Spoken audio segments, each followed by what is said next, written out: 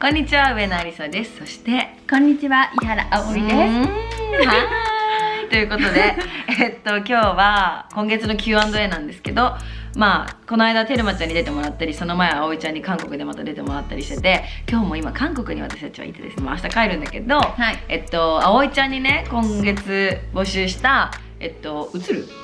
いや、ここら辺に、私はもう今日オフなんで、もう見てください皆さん。今もう腹パンすぎてやべえ。私はもうボタンチャックも外してる。やばいぐらいご飯を食べたんですよね。ホルモン食べてきて、はい、もうお腹がいっぱいすぎて、そんな人様の腹いっぱいみたいなところはできませんので、私は。ということでね、葵ちゃんがね、質問を選んでくれるので、ちょっとお悩み相談系は一緒に答えてもらいながら、Q&A をやっていけたらなと思います。じゃあスタート。ありささんのこの似合うよ。メガネでもかけて、今日買ったやつ、今日買ったやつちゃんと向き合うようには逆にしてるけど、あと絶対結婚するって分かってたから、ポジティブな方が気持ちの部分も生きてる上で得だなって。すごいありささんが「うえ!」みたいな「ブラー!」みたいな「パラパラパラ!」みたいな人生ダイエットなんだけどありささんの今後の夢は何ですか？いきます。はい。SNS を見ない日を設けるなどはしていますか？ SNS との付き合い方を知りたいです。私 SNS にね依存してないんです。こう見えて仕事もあるからやってるけど SNS なくて平気かも。家にいる時とかもずっとインスタ見ちゃうとかないから、 TikTok はなるべく開かないようにしてて、見ちゃうから。見出して止まらないです。そうだからあんまり依存してないかも。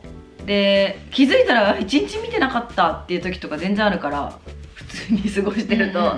だから仕事もあるし、ちゃんと向き合うようには逆にしてるけど、あんまりそういう日も設けないし、そんなに SNS に疲れたりもしない。私はです。いきます、次。結婚に焦っています。26歳です。どう乗り越えましたか？ありさちゃん大好き。ありがとうございます。乗り越えでもずっと言ってたから、マイルズにもね、みんなも知ってるけど、ずっとマイルズにもいつ結婚するのいつ結婚するのとは言ってたし、あと絶対結婚するって分かってたから、もう本当にいつなのってすごいムカついたり病んだりっていうかな、悲しくなったりもしてたけど、そんなもう絶対するから、そのうちそろそろ毎年期待してた。今年あるっしょって5年ぐらいそれやってそうだから、まさかこの間その時プロポーズされると思ってなかったから、それでびっくりしてサプライズ大成功って感じだったけど、そんなに絶対この人と結婚するって分かってれば、結局ね、そんな紙ペラ1枚って言うけど、その紙ペラに私は固執してたからずっと。だからやっぱ家族になるってことだから、向こうも大きい決断をしなきゃいけないし、って感じだけど、アドバイスだよね。悩んでるんでしょ。でもほぼ事実婚ですもんね。そうだね、8年一緒にいて、ほぼ事実婚だったけど、この方は結婚をしたいって思ってるので焦っているのか、それとも彼氏もいなくて、でも結婚願望があるけど焦ってるのか。いるパターンじゃない？私に聞くってことは。なるほどね。焦んなくていいと思うけど、私だって24、5になりたてぐらいからマイルズと付き合ってたから、全然会話に出すこととか、話したことないんだったら真剣に一回話してみたりしてもいいかも。男性って言わなきゃわからないよって、最近先輩が子供生まれて言ってました。送ってもらってたんですよ。関西の先輩なんですけど、結婚して子供が最近生まれて会いに行ってたんですけど、送ってくれた時に旦那さんが迎えに来てくれて、もう私も結構もう仲良しで感じで喋ったりするんですけど、いやでもみたいな、結婚の話になって決め手はみたいな、結婚するならこの人だろうなって思ってたけど、なかなか言い出せなかったみたいな。旦那さんが？ああ、そうなんだ。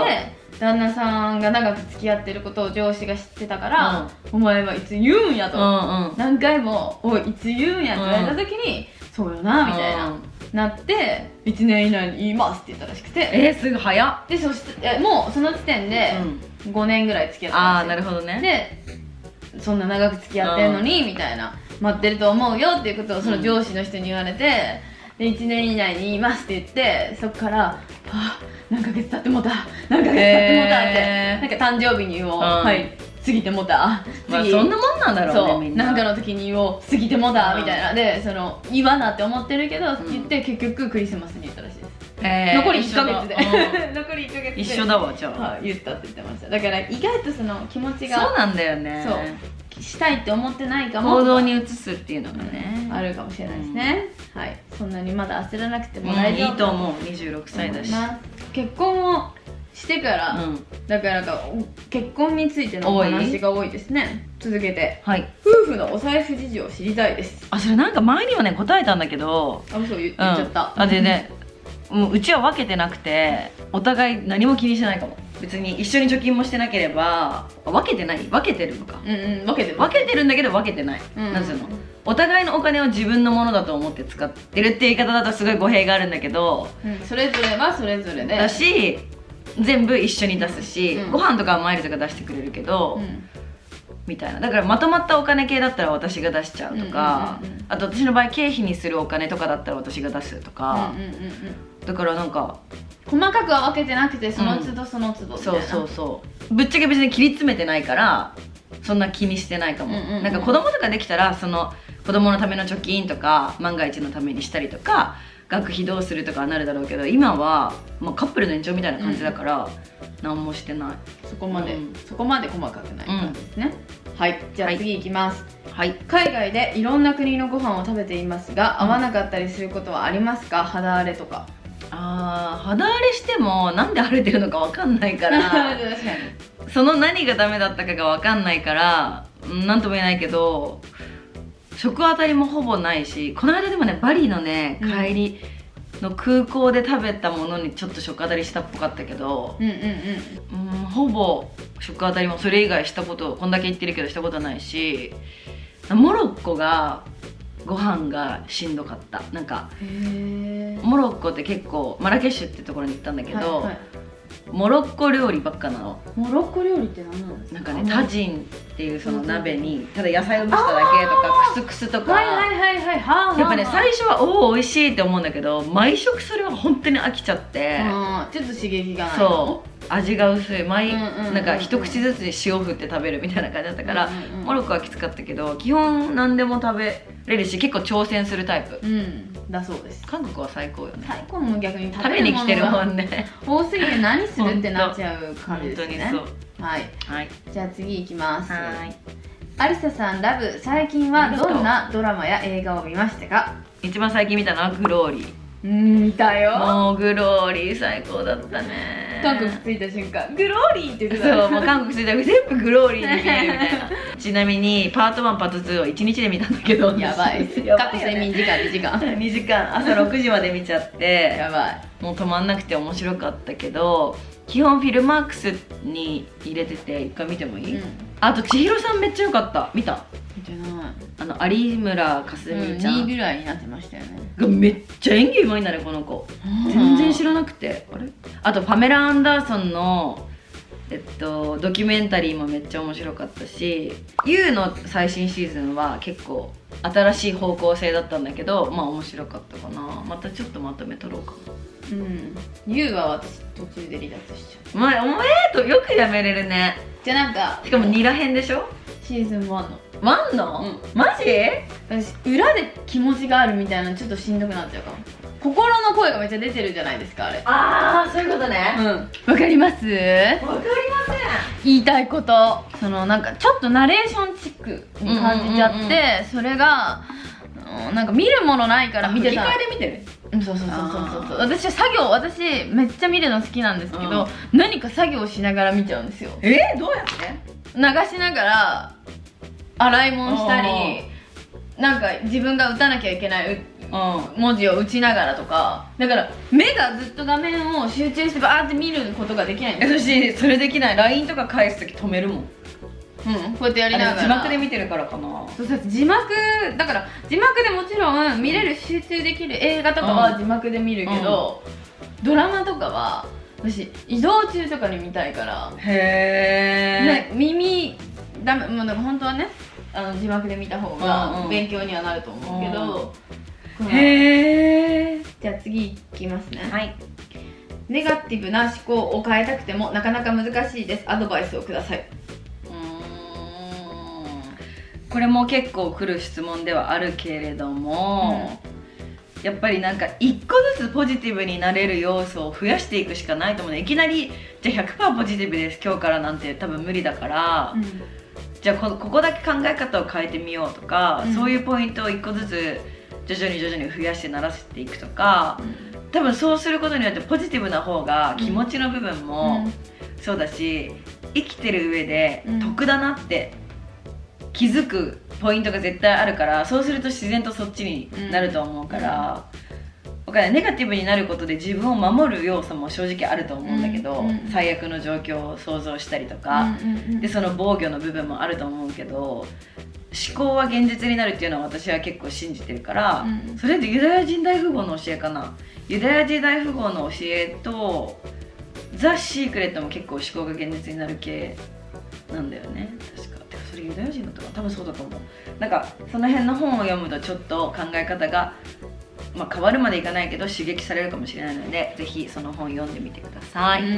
私上京した時に結構早く出会ってるじゃないですか。私が超繊細、もっと今より繊細だった時はすごいアリサさんがそれを吹き飛ばしてくれる言葉をかけてくれるから繊細な「ふえ!」みたいな「ブレー!」みたいな「パラパラパラ!」みたいな感じで私を勇気づけてくれて、本当に強い心の強い、それをなんか引きずらない、なんかちっちゃい自分みたいな、なんかこんなことを気にしてたんだみたいな、確かにみたいな、私はそれをすごい受け止めちゃうタイプだったから、1でも、99良くても1を気にするタイプだったから、それを吹き飛ばしてくれたから、大事ですよそういうのっていうのは気づいた。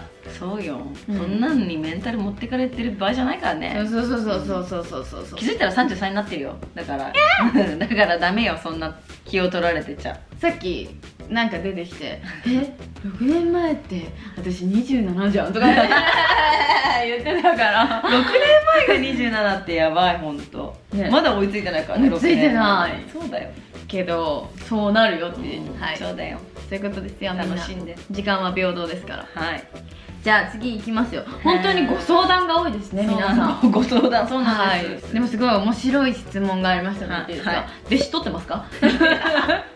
それまでめっちゃ言われるんだよね。なんかアシスタントしたいですとか弟子になりたいですって結構私長らくずっと言われてるんだけど、言ってくれる子が多くて、 DM もらったりとか、メールもらったりとかするんだけど、取ってなくって。でもいずれそのタイミング、弟子というかアシスタントとか、じゃあ会社新しく事業をやるので社員募集しますとか、なんか、私のこと知ってて慕ってくれてる子の方が一緒にやりやすいじゃん、絶対的に。だからいつかそのタイミングが来るかもしれないけど、今のところはないので、もしそのタイミングが来たら、インスタとかで告知します。なんかアシスタントじゃなくて弟子って書いてあるから有田さん、弟子ってくんだよね。有田さんの師匠にしてなってほしいですみたいな、弟子入りしたいですみたいな。弟子って何？アシスタントってなんかサポートじゃないですか。だからいつかアリサさんになりたいみたいな。そういうことね。だからスタイリストさんも師匠と弟子なんだ。そうって感覚だと思います。ヘアメイクさんとかも、なんか師匠と弟子の関係じゃないですか。それはないかも。それは私今自分のことで精一杯すぎてそのポテンシャルが持てる時が来るか分かんないかも。だからなるほどね、そこに感覚は近いかもしれない。その弟子、私はそうなんか確かに、そっか、なんかいそうですけどね、気づいたら何年後かにいるかな。次いきますね。はい。もしマイルズさんのプロポーズが遅かったとしたら何歳まで待ちましたか？いや一生待ったけど子供は先に作ってたかもね。プロポーズだってもうそんなのさ、こっちがお願いしたってしてくんないんだからさ、もう待つしかないし、けどマイルズじゃあプロポーズしてくれないら違う人探して子作りしますは違うから、だったら子供を作りましょうをめっちゃプレゼンして子作り先にしてたかな。気持ちは固まってから結婚したいこの人だけど背中の一押しが決まらないってなったらやっぱ子供ができたりしたら。あとなんか海外とか私の友達の家族、それこそベルリンの友達とか、子供2人いて4人家族なんだけど、結婚してないし、だけどいまだにプロポーズ待ってるとか、なんかしなくていいのかと思ってたら、奥さんっていうか彼女さんの方はしたいに決まってんじゃんみたいな。だからそういう価値観って面白いなと思って、なんかね、家族なのに夫婦ではない、すごいですね。だからそういう形もありだなとは思うかな。いろいろです。じゃあ結婚式の Vlog 準備 Vlog 楽しみです。かっこ気が早いやってもらえる予定はありますか？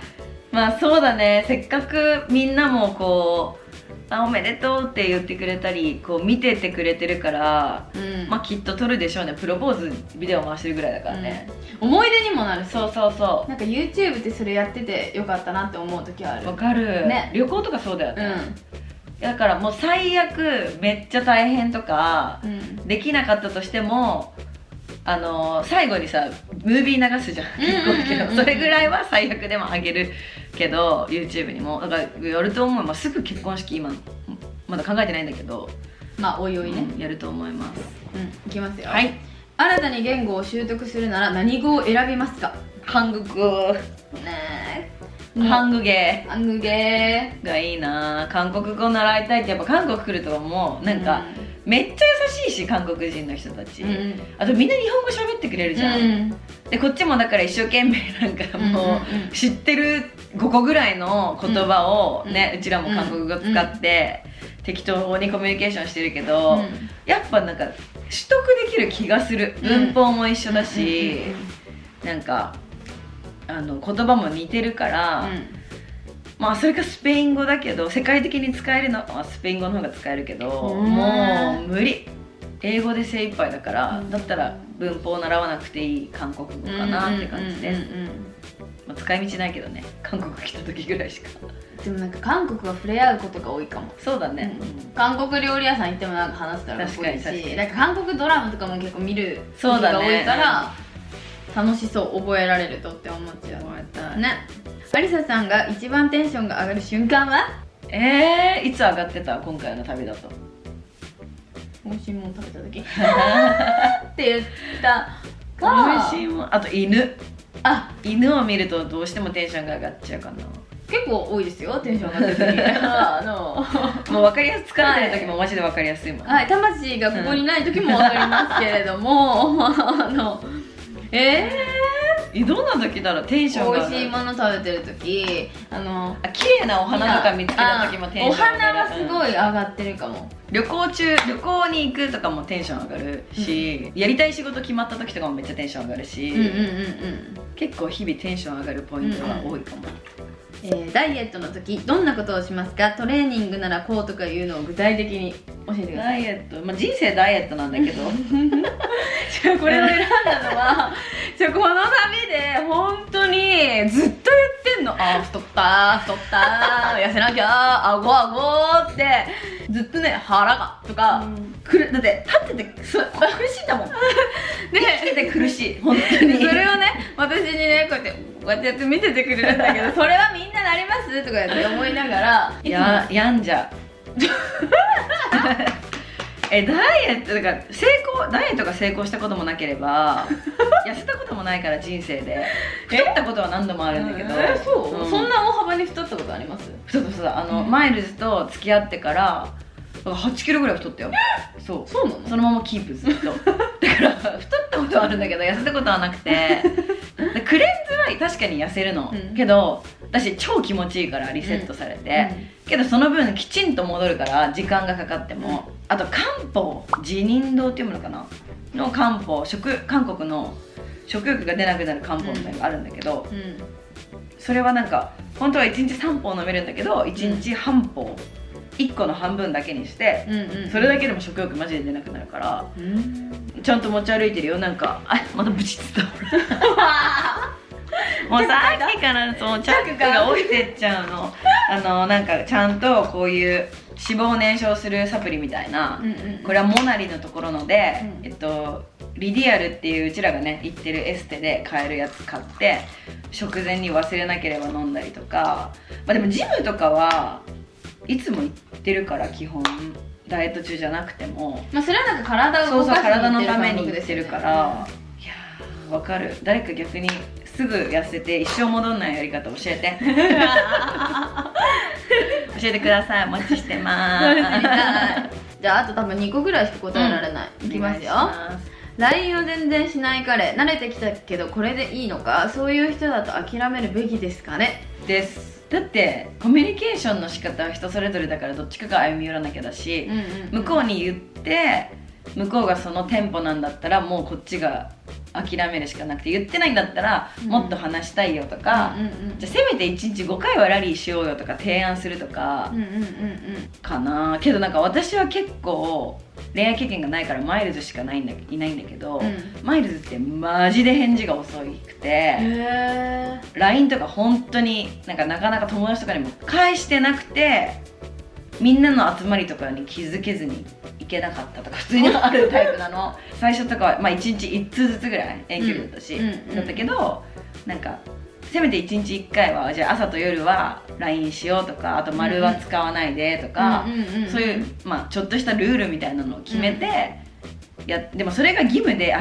ばいとかなるのも違うけど、なんかお互いがちゃんとストレスなくいられる、不安もストレスもなくいられる歩み寄りを彼と話してしたらいいと思います。平気 ?LINE 豆じゃなくて無理。超豆だもんね。もうこんなさ25歳でこんなすぐ返事来る子いないよ。人それぞれだと思うけど、貯めていい LINE と貯めちゃいけない LINE があると思ってて、私はもう仕事の連絡もあるし、先輩の連絡とかはマジすぐ返します、できるだけ。葵ちゃんぐらいの年齢の子って LINE の返事が遅いし、でも別に私も結構するじゃん。なんかテンポ早い時めっちゃ早いけどいきなりいなくなるでしょ。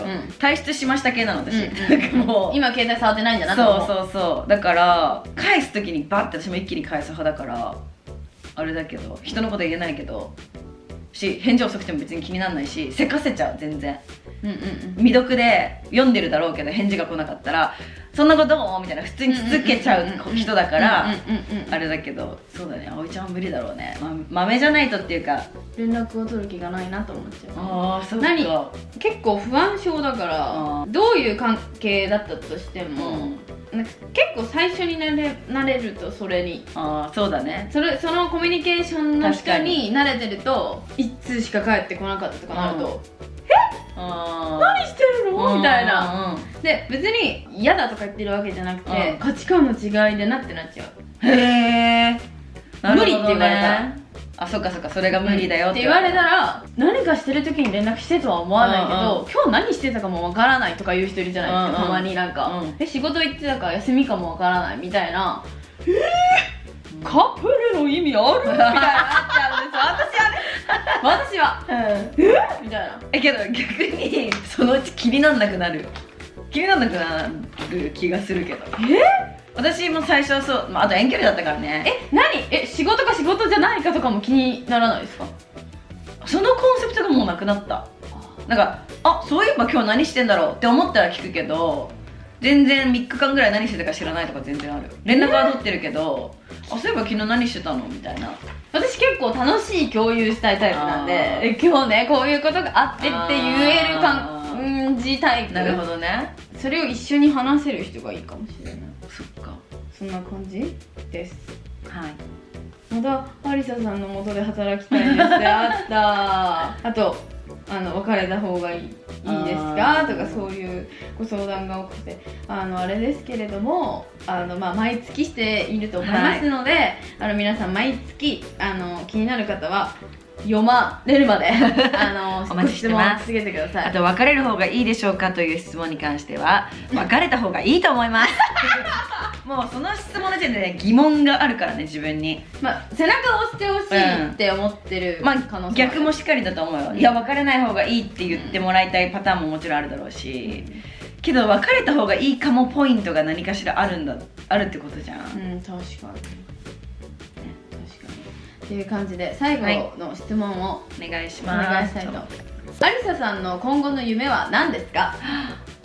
今後の夢はなんだろう。家庭を持つことと、仕事は続けたいので、で今年新しいことを始めようとしているので、そのお仕事もちゃんと着手してやっていって、今のお仕事を続ける。だから継続プラス新しいことプラス家庭が夢。将来的にはどこにいても困らないようになりたいし、なんか住むところとかをいろいろ転々としたい、なんか 2,3 年ごととかに。まあでも子供とかできたらそれとかも大変なんだろうね、転校とかなって。そうなってみないとね。確かに。そっか学校がそう難しいよね。確かに。けどなんかまあ日本だけにとどまらず、まあそれが旅行なのかそういう風に住むのかは分からないけど、まあ旅は続けたいなと。それが夢かな。旅を続けられるライフスタイルが夢です。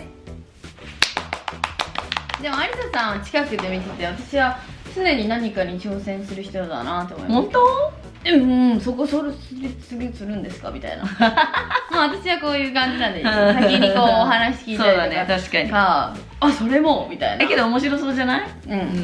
面白そうだし、それも面白そうだし、なんか意外とそこだけ関わってたりとかあるじゃないですか。オブソブもやってたりとか、そうだね、確かに。そのアパレルだけじゃなくて、そうやってカラコンやったり、京都のルート2ねやったりとか、なんか私は近くでやってるのを見てるから知ってるけど、多分有沙さんがやってること知らなかったみたいな、そうだね、多いかも、ことを常になんかいろいろ、そういう意味では多分止まれない人です。私もそうだけど。あとなんかオファー来るとやってみたいって思っちゃうし、でも話が来るうちが花というかさ、それがめっちゃありがたいことだから、そう思ってくれたんだったら私も答えたいなと思ってやりたいなっていう感じでいろいろやってるので、まあ今回今年新しく始めようとしてることは、まあ、自分たちの案というか、ここから出たものなんだけど、まあなんかね、ちょっとこれは報告するようなことになるかもわかんないよね。そう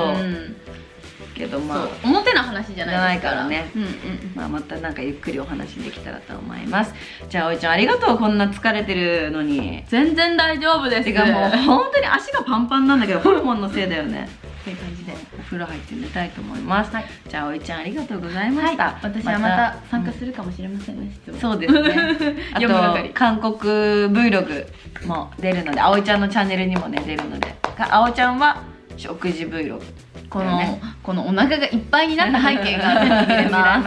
なのでぜひチェックしてみてください。ではまた次回のビデオでお会いしましょう。質問読めなかった方本当にすいません。また来月もお待ちしてます。別れた方がいいよ。バイバーイ。バイバーイ。